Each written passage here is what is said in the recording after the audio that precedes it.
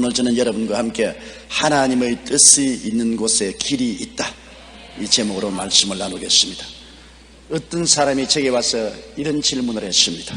목사님, 사람으로 해결할 길이 없는 문제도 하나님께서는 해결할 방법이 있습니까? 그래서 제가 이런 말을 했습니다. 형제님 주위에 있는 이 많은 사람들 중 얼굴이 똑같은 사람 본 적이 있습니까? 60억 인구의 얼굴이 다 다르고 과거에 산 사람의 얼굴도 다르고 장차 태어날 사람의 얼굴도 다 다릅니다. 불과 손바닥 2개만한 넓이의 얼굴 면적에 끝도 없고 한도 없는 얼굴 형상을 만드시는 하나님의 해결법이 얼마나 광대하다는 것을 생각해 보십시오. 문제에 대한 인간의 해결책은 불과 몇 개지만 하나님께는 무한한 해결책이 있습니다. 하나님께서 뜻하시면 길은 얼마든지 있습니다. 하나님의 뜻이 이루어지기 위해서는 천상천하에 어떠한 기적도 일어날 수가 있습니다. 그러므로 하나님의 뜻만 알면 한이 없이 강하고 담대하게 기도하고 구하고 믿고 불가능에 도전할 수 있습니다. 그와 같이 제가 대답을 했습니다. 여러분, 모세가 어떻게 그렇게 두려움이 없는 강하고 담대한 믿음을 가질 수가 있었습니까? 그 이유는 모세는 분명하게 이스라엘 백성을 애굽에서 인도해 내어서 젖과 꿀이 흐르는 가나안 땅까지 도달하는 것은 하나님의 뜻이라는 것을 확실히 알고 있었습니다. 성경에 내가 너를 바로에게 보내어 내 백성을 인도하여 내게 하리라고 주님 말씀하셨고, 또 출애굽기 3장 10절과 17절에 내가 너희를 애굽의 고난 중에서 인도하여 내어 젖과 꿀이 흐르는 가나안 땅으로 올라가게 하리라고 말씀을 하시기 때문에 모세는 낮과 같이 환하게 이스라엘 백성을 애굽에서 인도하여 가나안까지 가는 것이 하나님의 뜻인 것을 알았습니다. 하나님의 뜻이 있는 곳에는 반드시 길이 있다는 것을 모세는 확실하게 알 수가 있었습니다. 그래서 홍해의 막다른 골목에 도착해서도 모든 이스라엘 백성이 좌절과 절망에 처하여 아우성을 쳐도 모세는 길이 있다는 것을 알았습니다. 왜? 하나님의 뜻이 있으면 길이 있습니다. 하나님의 뜻이 이스라엘 백성을 애굽에서 인도하여 가나안에 가는 것이 확실한즉 아무리 홍해가 앞을 막고 애굽의 바로의 군대가 뒤에 질풍노도와 같이 쳐들어와도 하나님은 해결책을 가지고 있다는 확실한 신념을 가지고 있었습니다. 그래서 모세의 담대한 신앙 고백을 출애굽기 14장 13절로 14절에 읽을 수 있습니다. 모세가 백성에게 이르되 너희는 두려워 말고 가만히 서서 야훼께서 오늘날 너희를 위하여 행하시는 구원을 보라. 너희가 오늘 본 애굽 사람을 또다시는 영원히 보지 못하리라. 야훼께서 너희를 위하여 싸우시리니 너희는 가만히 있을지어다. 이 같은 담대한 선언을 할 수 있는 것은 인간에게는 어떠한 절벽 같은 절망이 다가온다 할지라도 하나님의 뜻이 있는 곳에는 길이 있는 것을 알았습니다. 마침내 모세의 믿음대로 하나님은 길을 내셨습니다. 홍해에 길을 내셔서 육지같이 이스라엘이 건너가게 한 것입니다. 그들이 수르 광야에 들어가서 사할 길을 가나 마실 물이 없어 기갈에 취해서 죽을 징이었습니다. 그런데 마침 연못물을 만났는데 마시보니 물이 써서 마실 수가 없었습니다. 마신 사람마다 물을 토하고 배를 안고 뒹굴었습니다. 그들이 다 원망해서 모세야, 이제 우리 목이 말라 다 죽게 되었다. 우리와 짐승들이 다 죽게 되었다. 그러나 모세는 알았습니다. 이스라엘 백성이 애굽 땅에서 나와서 젖과 꿀이 흐르는 가나안 땅에 들어가는 것이 하나님의 뜻인즉 아무리 물이 없고 또 물을 만나서 쓴 연못이라도 하나님은 길이 있다는 것을 알았습니다. 그렇기 때문에 모세는 낙심하지 아니하고 하나님의 뜻이 있는 곳에 길이 있는 것을 알았은즉 믿음으로 기도하고 하나님 성령께서 나무가지를 지시하시는지라 나무가지를 꺾어서 물에 던지니 물이 달아졌습니다. 뜻이 있는 곳에 길은 반드시 생겨나는 것입니다. 광야의 여정에서 어떤 고난이나 장벽이 다가와도 길은 있었습니다. 신명기 1장 29절로 31절에 내가 너희에게 말하기를 그들을 무서워 말라, 두려워하지 말라. 너희 앞서 행하시는 너희 하나님 야훼께서 애굽에서 너희를 위하여 너희 목전에서 모든 일을 행하신 것 같이 이제도 너희를 위하여 싸우실 것이며 광야에서도 너희가 당하였거니와 사람이 자기 아들을 아는같이 너희 하나님 야훼께서 너희의 행로 중에 너희를 안으사 이곳까지 이르게 하셨느니라.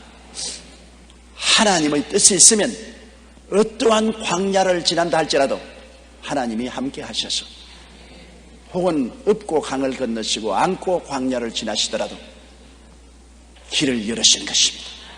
우리가 이 세상에 살면서 낭패와 실망을 당하고 앞길이 캄캄하게 될지라도 하나님의 뜻만 알면 뜻이 있는 곳에 길은 열립니다.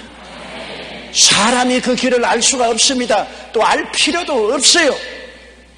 하나님이 우리를 위해서 예비해 놓은 모든 것을 눈으로 보지 못하고 귀로 듣지 못하고 마음으로도 생각지 못했다함과 같음이라고 말한 것입니다. 크고 비밀한 길입니다. 하나님의 뜻만 알면 길은 열리는 것입니다. 1787년 28세의 영국 하원의원이었던 월리엄 월버포스는 하나님으로부터 노예 해방에 대한 사명을 받았습니다. 당시 노예 무역은 국가 수입원의 3분의 1을 차지할 정도로 중요한 영국 식민지 산업의 기둥이자 근간이었으며 국가 안보에도 매우 중요한 역할을 했습니다. 그러나 월버포스는 노예 해방이 하나님의 뜻이라는 것을 확신하고 노예 제도를 폐기하여 온갖 노력을 기울였습니다. 왕족과 귀족, 재벌 같은 기득권층에서 어마어마하게 위협을 하고 중상모략을 했습니다. 그러나 월버포스는 하나님의 뜻이 노예를 해방하는 것이다. 하나님의 뜻이 있은 곳에는 반드시 길이 있다. 영국의 모든 왕족과 귀족과 재벌이 총합세하여 협박하고 공격을 하더라도 노예 해방은 하나님의 뜻이다. 영국의 노예는 해방돼야 된다. 하나님의 뜻이 있는 곳에 길은 있다. 그래서 그는 낙심하지 않았습니다. 매일 아침 기도와 말씀을 묵상하고 오히려 믿음을 돈독히 했습니다. 그는 시와 노래 등을 통해 문화적으로 접근하고 탄원서를 제출하며 노예를 통해 생산된 설탕 불매 운동을 벌였습니다. 이외에도 다양한 방식으로 대중의 여론을 형성해 나갔을 뿐 아니라 하원의원으로 입법 활동 등 모든 수단을 총동원해서 하나님의 뜻을 이루고자 노력했습니다. 결국 노예 해방이라는 하나님의 뜻은 그로부터 46년 후인 1833년 영국에서 노예 제도가 폐지된 법안이 통과되었습니다. 그리고 열흘 후 월리엄 월버포스는 하나님의 뜻이 성취되었다는 환희와 감격 속에서 생을 마칠 수가 있었습니다. 그는 하나님의 뜻이 노예 해방인 것을 알았은즉 46년간 뒤로 물러가지 않고 끝까지 믿고 노예 해방을 추구한 결과에 한 사람, 월리엄 월버포스의 그 믿음으로 영국의 노예 해방이 합법화되었던 것입니다. 뜻이 있는 곳에는 반드시 길이 있습니다. 비록 한 사람이 깨달은 하나님의 뜻이지만 이에 대한 확신은 위대한 역사를 이룰 수가 있는 것입니다. 그러면 하나님의 뜻을 어떻게 알 수 있습니까? 뜻을 알면은 길은 있는데 하나님의 뜻을 어떻게 알 수 있습니까? 이런 질문을 하실 것입니다. 여러분, 성경은 인간에 대한 하나님의 뜻을 담고 있습니다. 성경을 우리가 하나님의 말씀이라고 말하지 않습니까?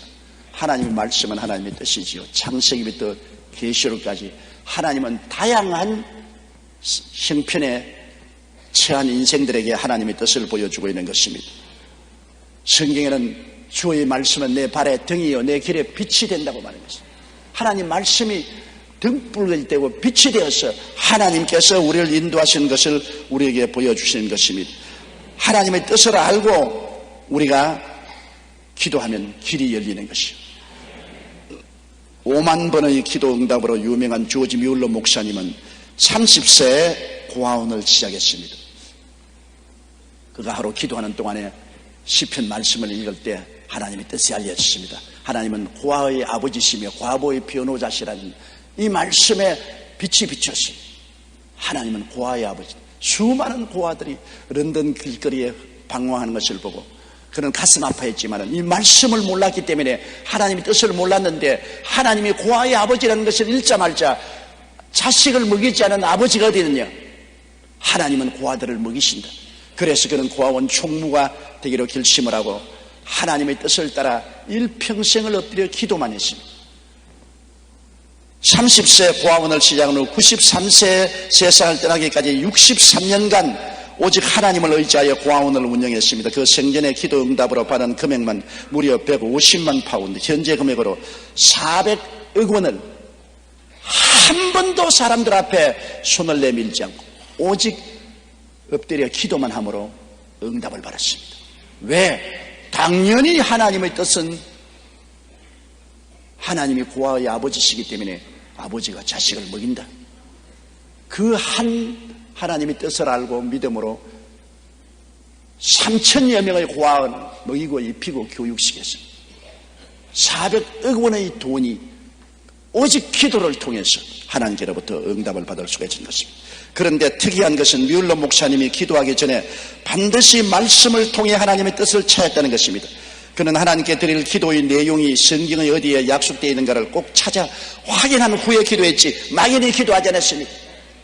뮬러 목사님은 꼭 말씀을 찾아내고 하나님의 뜻에 의해서 기도했습니다. 그러면 하나님이 해결책을 주셨는데요.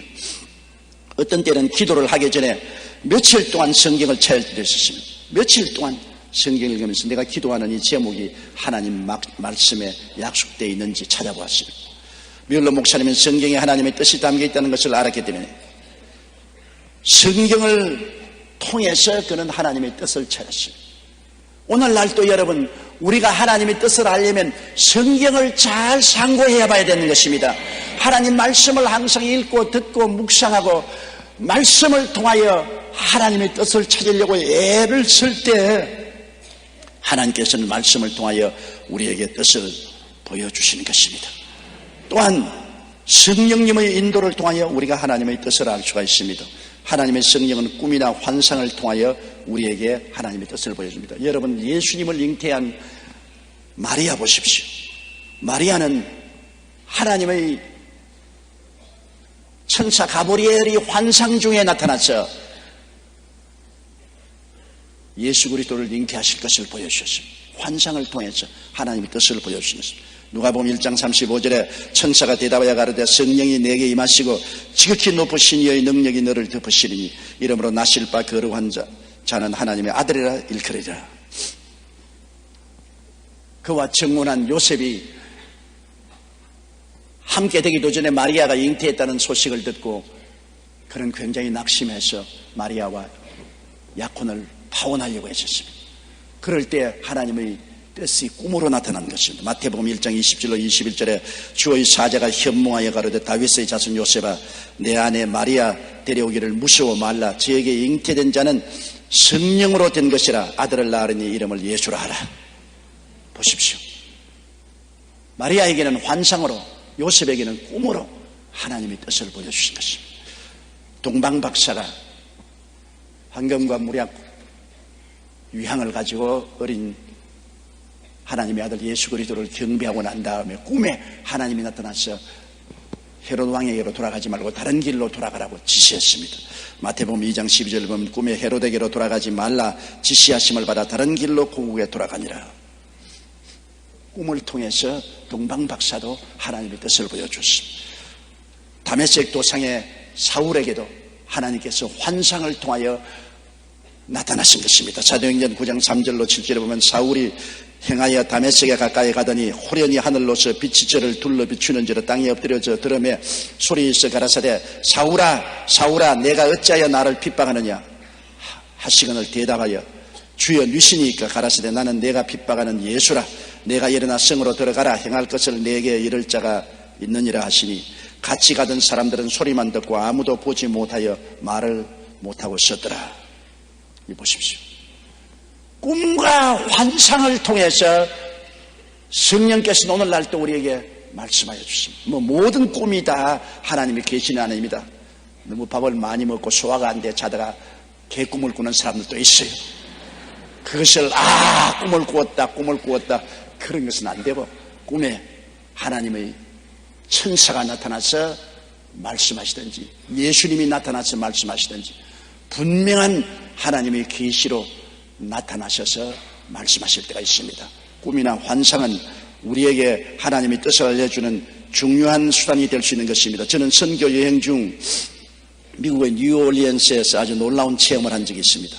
토요일에 비행기를 타고 루이빌에 가서 미국 교역자 600명을 대상으로 교회 성장 세미나를 한 후에 한인교회에 가서 다시 1시간 강의를 하고 주일 아침에는 2부 예배를 인도하고 다시 오클라호마로 비행기를 타고 가서 텔사에 가서 2,000여 명의 성도들에게 설교를 했습니다. 몸이 너무 지쳐서 솜같이 되었습니다. 그래서 기도해 달라고 몰려든 사람을 피하기 위해서 목사님 사무실에 숨었습니다.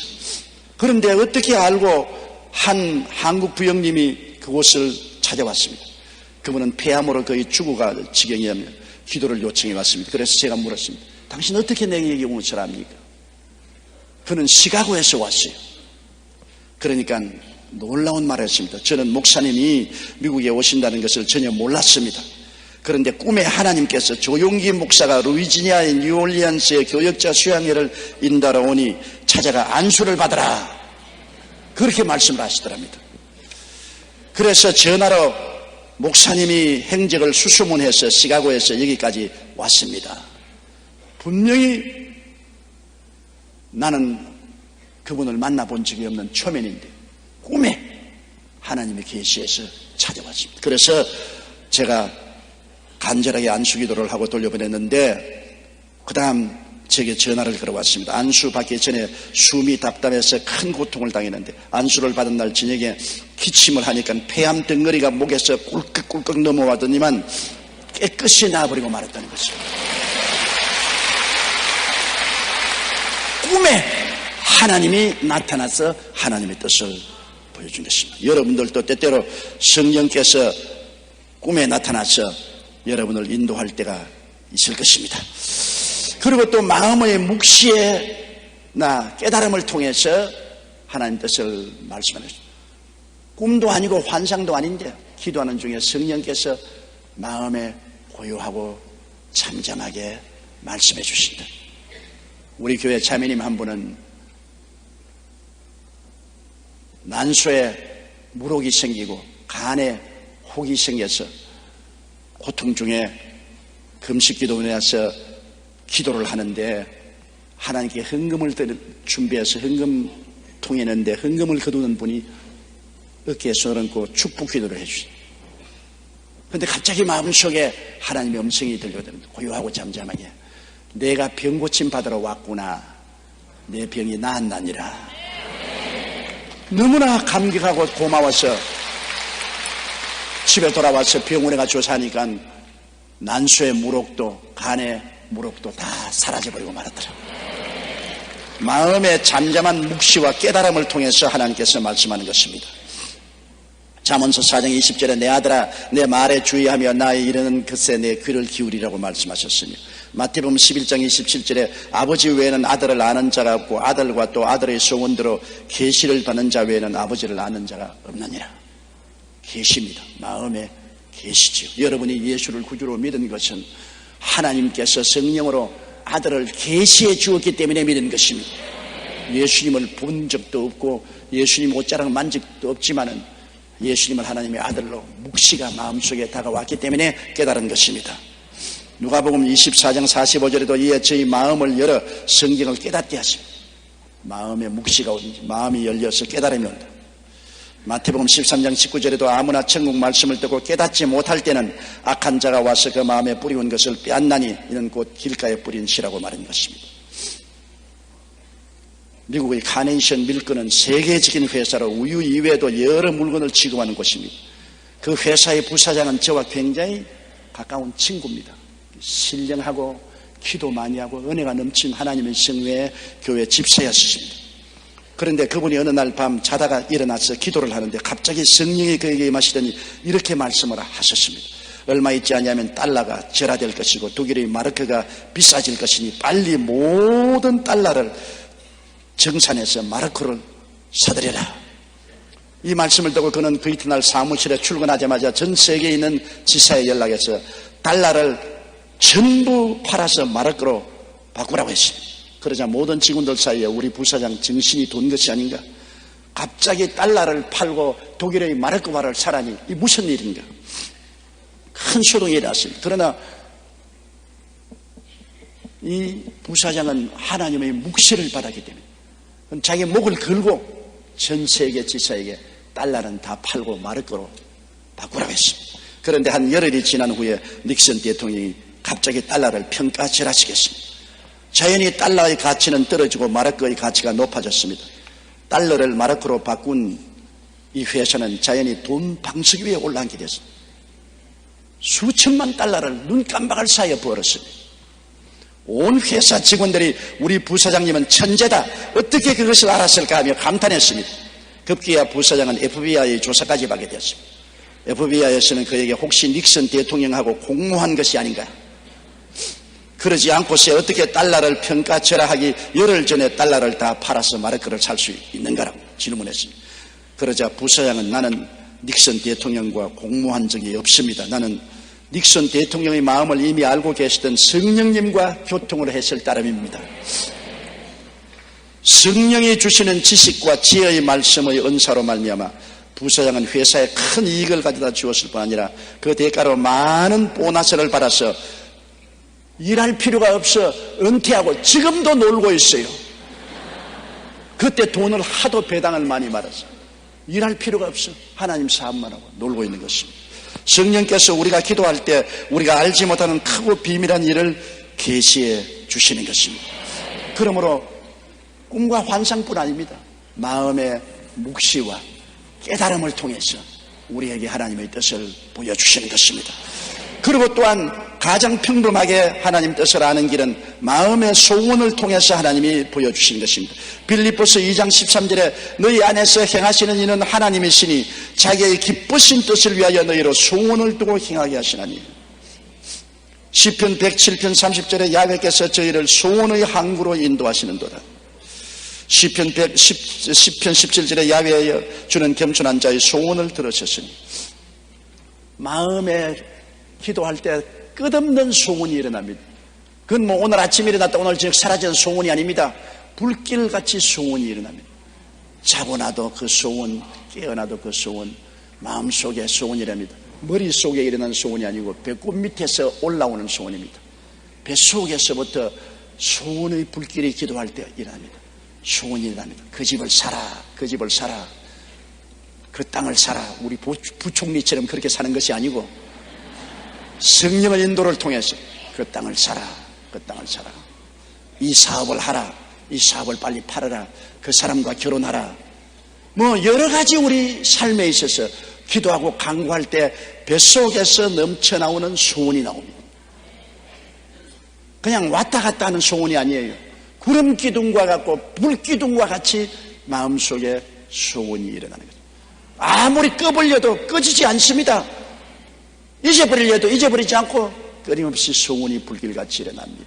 그럴 때는 하나님이 그 소원을 통해서 우리를 인도하실 때인 것입니다. 그리고 또 소원이 일어남과 동시에 하나님은 환경을 통해서 우리를 종종 인도하십니다. 우리는 둔하지 않아요. 그렇기 때문에 하나님은 우리가 살고 있는, 몸담고 있는 환경을 통해서 우리에게 말씀하실 때가 많습니다.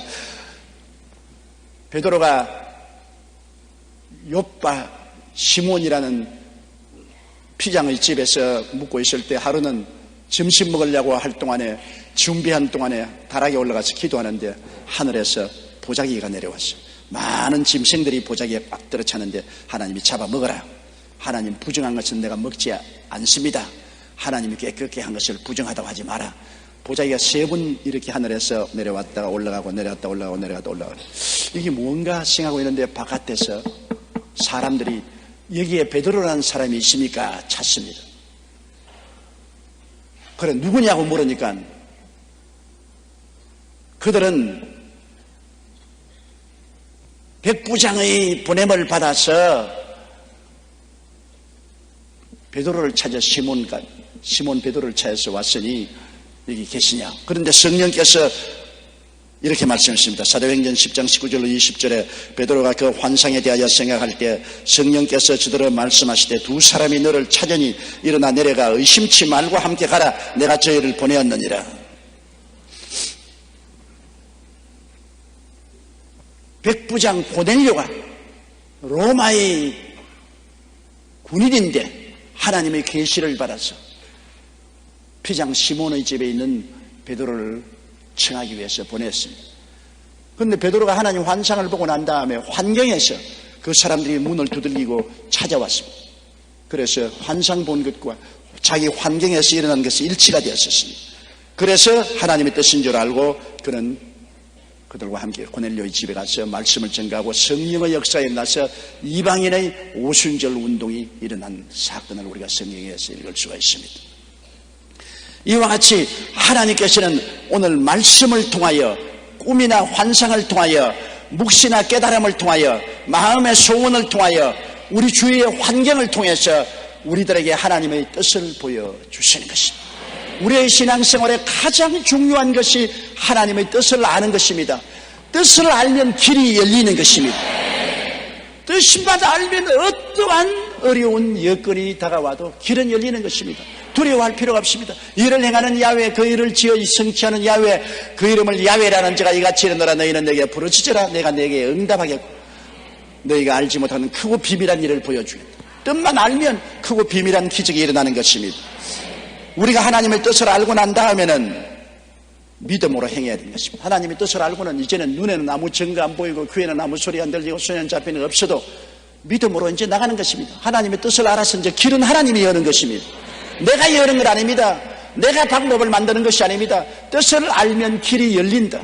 믿음으로 나가는 것입니다. 하나님의 뜻을 알고도 믿지 아니한 열정탐꾼을 보십시오. 하나님의 뜻은 이스라엘 백성이 젖과 꿀이 흐르는 땅에 들어가는 것이 하나님의 뜻입니다. 그러면 믿고 들어가야지. 그런데 열정탐꾼은 보니 그곳은 주민을 삼키는 땅이더라. 성은 하늘을 찌르듯이 높고 그곳에 사는 사람들은 네피림의 후손, 안악자손, 대장부가 살더라. 우리가 그 땅에 들어가 점령할 수 없다. 우리 처자가 포로로 잡힐 것이다. 하나님의 뜻을 알고도 믿지 않았습니다. 그들은 인본주의적으로 생각했습니다. 하나님의 뜻을 알고도 믿지 아니하므로 하나님은 그들에게 진노한 것입니다. 히브리서 3장 18절로 19절에 또 하나님이 누구에게 맹세하사 그의 안식에 들어오지 못하리라 하셨느뇨 곧 순종치 아니하던 자에게가 아니냐 이러보건대 저희가 믿지 아니하므로 능히 들어가지 못한 것이라.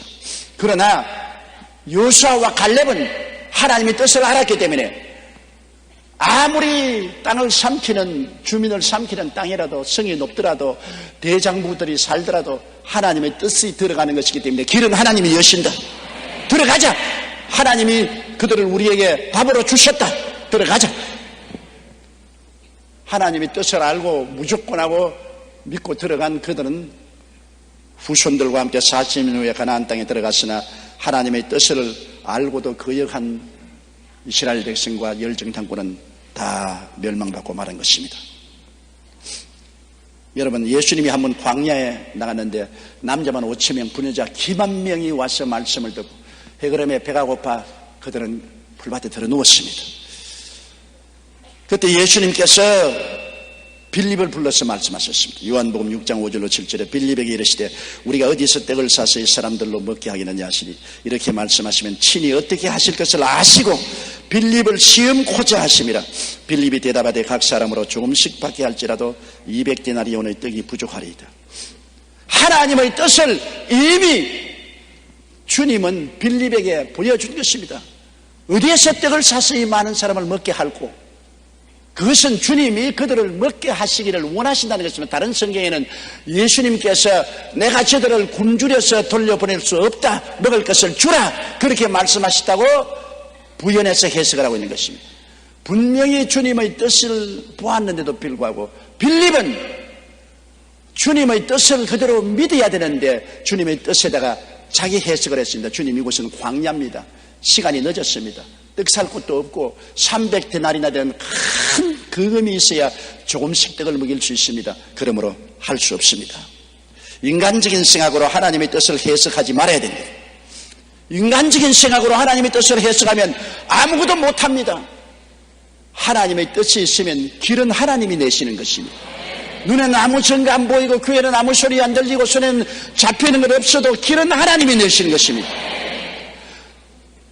이스라엘 백성이 광야에서 고기를 달라고 부르짖을 때 모세가 하나님께 부르짖으니까 하나님이 하루 이틀도 아닌 한 달 동안 고기를 먹여주겠다고 말씀하실 때 모세가 기절초풍을 했습니다. 민수기 11장 22절로 23절에 그들을 위하여 양떼와 소떼를 잡은들 조카오며 바다의 모든 고기를 모은들 조카오리까. 야훼께서 모세에게 이르시되 야훼의 손이 짧아졌느냐? 내가 이제 내 말이 내게 응하는 여부를 보리라. 보십시오. 모세조차도 이스라엘 백성 300만 명이 한 달 동안 고기를 먹여주겠다 하니까 도저히 인간으로 해석이 안 되므로 하는 말이 그들을 위하여 양떼와 소떼를 잡은들 족하며 바다의 모든 고기를 모은들 족하오리까. 하나님, 이 사람아, 하나님의 손이 짧아지느냐? 뜻이 있으면 길이 있나니라. 뜻이 있는 곳에 길이 열리는 것입니다. 마태복음 13장 58절에도 저희의 믿지 않음을 인하여 거기서 많은 능력을 행치 아니하니, 능력 행하는 것이 하나님의 뜻이었으나 안 믿으면 행할 수가 없어요. 누가복음 8장 25절에도 너희 믿음이 어디 있느냐 하셨습니다. 뜻이 있는 곳에 길이 있음을 믿고 행해야 됩니다. 안드레 보십시오. 안드레는 예수님의 뜻은 이 모든 사람을 먹이는 것이구나. 안드레는 빌립과 같은 제자인지만 예수님의 질문을 안 받았음에도 불구하고 이 사람들을 먹이는 것이 주의 뜻이구나. 그러므로 그는 맞았어. 광야야. 맞았어. 해그름이야. 시간이 없어. 맞았어. 떡 살 곳도 없어. 맞았어. 돈도 없어. 그러나 예수님의 뜻이 먹이는 데 있으면 길은 열릴 것이다. 그래서 그는 나가서 어린아이 점심 도시락 구해가지고 보리떡 5개와 물고기 2마리를 가지고 부끄럽게 예수께 나왔습니다. 주님, 이 많은 사람에게 이 보리떡 5개와 물고기 2마리로서 어떻게 먹이겠습니까? 그러나 주님 뜻이 있는 곳에 기적이 일어날 줄 알고 가지고 왔습니다. 주님이 기뻐하사 빌립은 그대로 두고 안드레를 청해드려서 보리떡 5개와 물고기 2마리로 주님이 축사했습니다. 그러자 떡을 떼어주면 또 생기고 떼어주면 또 생기고 고기는 나누어지니 또 생기고 또 생기고 모든 사람들이 배불리 먹고 12바구니가 남게 된 것입니다. 뜻이 있는 곳에 길은 반드시 주님이 엽니다. 마가복음 9장 23절에 할 수 있거든이 무슨 말이냐? 믿는 자에게는 넘치 못하심이 없나니라. 마가복음 11장 23절에 누구든지 이 산들에 들리어 바다에 던지려 하며 그 말한 것이 이룰 줄 믿고 마음에 의심하지 아니하면 그대로 때리라. 요한복음 55장 7절에 너희가 내 안에 거하고 내 말이 너희 안에 거하면 무엇이든지 원하는 대로 구하라. 그리하면 이루리라. 하나님의 뜻이 있으면 불가능한 곳에도 길이 열립니다.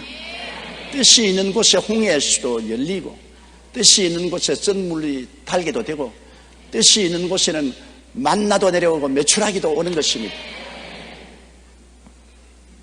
목회자여 전도자였던 맥코이 목사님은 50년간의 목회를 마무리하고 71세에 은퇴했습니다. 그런데 마침 이때 인도에서 온 한 선교사가 교회를 방문하여 선교사 파송을 요청했습니다. 은퇴식에 와서 선교사 파송을 요청했습니다. 그 선교사는 강단에 서서 선교에 헌신해야 하는 이유에 관해 설교했습니다. 그리고 설교를 마친 후에 맥코이 목사님에게 다가오더니 귀에 대놓고 저는 하나님께서 이 일을 맡길 일꾼을 회중들 가운데 찾는다는 거 생각하지 않습니다. 하나님은 은퇴하신 맥코이 목사님 당신을 인도로 부르십니다. 맥코이 목사는 깜짝 놀랐습니다. 선교사님, 지금 정신이 있습니까 없습니까? 내 나이 71세 지금 내가 은퇴식을 하고 있는데 날 보고 새로 인도에 선교사라고 하라고요? 저는 해외 나가 본 적도 없어요. 배를 타는 것도 무서운데 비행기를 타고 어떻게 선교를 나간단 말입니까? 그건 아무리 생각해도 제게는 무리입니다. 나는 못 가요. 그러고 난 다음 집에 돌아와서 이 맥코이 목사님이 웃으면서 50년 목회를 마치고 내가 이제 은퇴를 했는데 날 보고 선교사로 오라고 그러고서 기도를 하니까 하나님 성령께서 맞았어. 나의 뜻은 너가 선교사로 재출발하는 것이다. 깜짝 놀랐습니다. 하나님의 뜻이 임하십니다. 하나님, 나는 나이가 71살입니다. 이제 늙고 힘이 없는데 어떻게 합니까? 그것은 내게 맡겨라. 내 뜻을 네가 받아들이기만 해라. 그래서 맥코이 목사님은 인간적인 생각과 이성의 판단을 내려놓고 하나님의 부르심에 순종하기로 결심했습니다. 그 일과 71세의 나이에 인도로 떠났고 그 무려 15년 동안 인도 선교사로 훌륭하게 성공을 해서 많은 영혼을 구원하고 교회를 세우고 86세로 세상을 떠나기 전까지 맥코이 목사님은 전 세계를 돌면서 복음을 전했고 많은 사람을 그리스도로 인도할 수가 있는 것입니다. 뜻이 있는 곳에 길이 열리는 것입니다. 나는 못한다, 나는 안 된다, 나는 할 수 없다는 말 하지 말아야 돼요. 뜻이 있으면 믿음으로 나가야 되는 것입니다. 눈에는 아무 증거 안 보이고 귀에는 아무 소리 안 들리고 손에는 잡힘이 없어도 이성과 감각적인 판단을 의지하지 말고 하나님을 믿고 그 음성에 순종하여 나가면 하나님의 기적이 따라오게 되는 것입니다. 하나님께서는 모세의 후계자 여호수아에게 하나님의 뜻을 분명히 말씀해 주었습니다. 여호수아기 1장 1절로 4절에 야훼의 종 모세가 죽은 후에 야훼께서 모세의 시종 눈의 아들 여호수아에게 일러 가라사대 내 종 모세가 죽었으니 이제 너는 이 백성을 이 모든 백성으로 더불어 일어나 이 요단을 건너 내가 그들 곧 이스라엘 자손에게 주는 땅으로 가라. 내가 모세에게 말한 바와 같이 물은 너희 발바닥으로 밟는 곳을 내가 다 너희에게 주었노니 곧 광야와 레바논서부터 큰 하수 유브라데에 이르는 해쪽 속의 온 땅과 해지는 편대까지 너희 지경이 되리라. 여호수아에게 하나님의 뜻을 분명히 보여주었습니다. 그러면 여호수아가 말했을 거 아닙니까? 이거 어떻게 합니까? 이 무장도 안 된 군중을 거느리고 잘 무장된 가나안의 7쪽에 있는 땅을 어떻게 점령합니까? 그런 질문 안 했어요. 왜? 하나님의 뜻이 있으면 반드시 길이 있습니다. 하나님의 뜻이 있으면 길이 있지만은 그 길을 가는 데는 고난과 시련도 다가오는 것입니다. 그러나 하나님의 뜻은 반드시 이루어지므로 성경에는 마음을 극히 강하게 하고 담대히 하여 두려워하지 말고 놀라지 말라고 말했었습니다. 여호수아 1장 9절에 내가 내게 명한 것이 아니냐 마음을 강하게 하고 담대히 하라. 두려워 말며 놀라지 말라. 내가 어디로 가든지 내 하나님 야훼가 너와 함께 하느니라 하시니라. 하나님의 뜻을 알면은 강하고 담대하고 두려워하고 놀라지 말고 믿음으로 나가는 여러분 되시기를 주의 이름으로 축원합니다. 그럴 때 주님은 말씀합니다. 내 믿은 대로 될지어다. 할 수 있거든요. 무슨 말이냐? 믿는 자에게는 능치 못하심이 없나니라. 뜻이 있는 곳에 길이 있습니다. 다 같이 고개 숙여 기도드리겠습니다. 전능하시고 거룩하신 하나님 아버지요, 하나님의 뜻이 있는 곳에는 어떠한 역경이 다가와도 길이 열립니다. 우리가 하나님의 뜻을 알게 도와주시옵시고 하나님의 뜻을 알면 조금도 낙심하지 말고 뒤를 돌아보지 말고 강하고 담대하고 놀라운 인내력을 가지고 기도하고 나가게 도와주시옵소서. 예수님 이름으로 기도드리옵나이다. 아멘.